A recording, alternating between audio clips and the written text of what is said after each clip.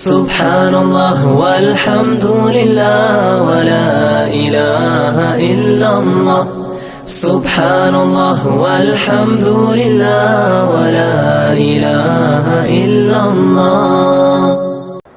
تیسری آیت میں اس کا بیان ہے کہ حضرت موسیٰ علیہ السلام کا غصہ اب ٹھنڈا پڑا، تو تورات کی تختیاں جو جلدی میں انہوں نے رکھ دی تھی اس کو اٹھا لیا۔ اس کے نسخے میں اللہ تعالیٰ سے ڈرنے والوں کے لیے ہدایت اور رحمت تھی۔ تورات کا خلاصہ ہدایت اور رحمت، اللہ سے ڈرنے والوں کے لیے ہدایت اور رحمت۔ جیسے قرآن میں ہمارے لکھا ہوا ہے ذالک الکتاب، یہ کتاب ہے لا ریب فیہ، اس میں کوئی شک نہیں ہے، ھدی للمتقین، یہ ہدایت ہے کس کے لیے؟ متقیوں کے لیے۔ قرآن کس کے لیے ہدایت ہے؟ متقیوں کے لیے۔ تو جو متقی ہیں ان کے لیے ہدایت، ارے جو متقی نہیں ان کے لیے ہدایت ہونا چاہیے نا، پھر ان کے لیے کیا ہدایت نہیں ہے کہ یہ قرآن؟ تو اس کا جواب یہ ہے کہ جو متقی بننا چاہیں گے ان کے لیے قرآن ہدایت ہے، ان کو ہدایت ملے گی۔ جو کیڑے نکالنا چاہیں گے وہ قرآن کے ماہر بن کر اس کا مطلب جان کر بھی وہ گمراہ ہو جائیں گے۔ سمجھ میں آیا؟ جیسے اکبر نے دین الہی پیدا کیا تھا، تو دین الہی ایک جاہل کیسے پیدا کرے گا؟ اکبر تو بادشاہ تھا، لیکن ابو الفضل فیضی، یہ ایک ہے یا دو ہیں مجھے پکا نہیں معلوم اس لیے میں دعویٰ نہیں کرتا، لیکن ہے بہت بڑے عالم ابو الفضل فیضی،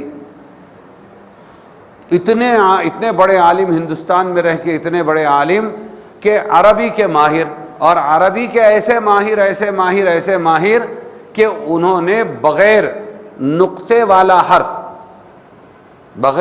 والا عربی حرف لا کر، یعنی ایک حرف نقطے والا نہیں، غیر منقود بولتے ہیں اس کو، جیسے ہادی عالم ایک کتاب ہے، مفتی شفیع صاحب کے بھائی نے لکھا تھا اس کو، ہادی عالم، دیکھو اس میں نقطہ دکھتا ہے کہ تم کو، ہادی عالم، عالم کو ہدایت دلانے والا حضور صلی اللہ علیہ وسلم، لیکن نقطے کا حرف نہیں، اور ولی ان کا نام تھا اس میں بھی نقطہ نہیں، تو انہوں نے پوری کتاب سیرت کی اردو میں لکھی، بغیر نقطے کی لکھی، نقطے والا کوئی حرف نہیں لگا۔ جامعہ حسینیہ راندیر سورت گجرات میں پڑھا ہوں، اور وہاں میں نے کتب خانے میں ابو الفضل فیضی کے قلم سے لکھی ہوئی عربی تفسیر قرآن بغیر نقطے والی دیکھا ہے۔ کتنا بڑا عالم ہوگا وہ، کتنا بڑا عالم ہوگا، بغیر نقطے کی عربی استعمال کر کے قرآن کی تفسیر لکھ ڈالا، لیکن اسی نے اکبر کو دین الہی سجھایا، دین اسلام کے مقابلے میں دین الہی عالم نے سجھایا۔ کس نے سجھایا؟ تو علم انسان کو انسان بنا دیتا ہے، علم بے مایا کو سلطان بنا دیتا ہے، لیکن علم دے جسے خدا اسے ایمان بھی دے، ورنہ یہ وہ ہے کہ شیطان بنا دیتا ہے۔ علم ہی کیا بنا دیتا ہے؟ کہ اللہ آدم کو سجدہ کیوں کروں؟ میرے پاس علم ہے۔ کیا جواب ہے تیرا؟ خلقتنی من نار وخلقتہ من طین، تو نے مٹی سے بنایا، مٹی پست ہوتی ہے، پیروں کے نیچے رہتی ہے، اور مجھے آگ سے پیدا کیا، آگ بلند ہوتی ہے، تو بلند کو پست کے سامنے جھکنے کا حکم کیسے دے سکتا ہے؟ علم سے مقابلہ کر رہا ہے اللہ تعالیٰ، سمجھے کہ نہیں؟ اس لیے وہ میں نے کہا کہ یہ کتاب قرآن متقیوں کے لیے ہدایت کا سبب ہے، اور یہاں بھی آیا کہ تورات اس کے نسخے میں اللہ تعالیٰ سے ڈرنے والوں کے لیے ہدایت اور رحمت تھی۔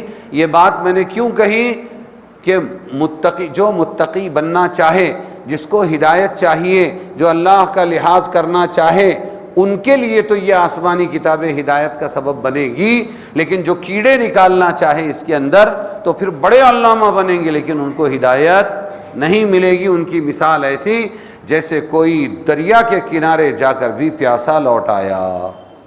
کہاں سے پیاسا لوٹا؟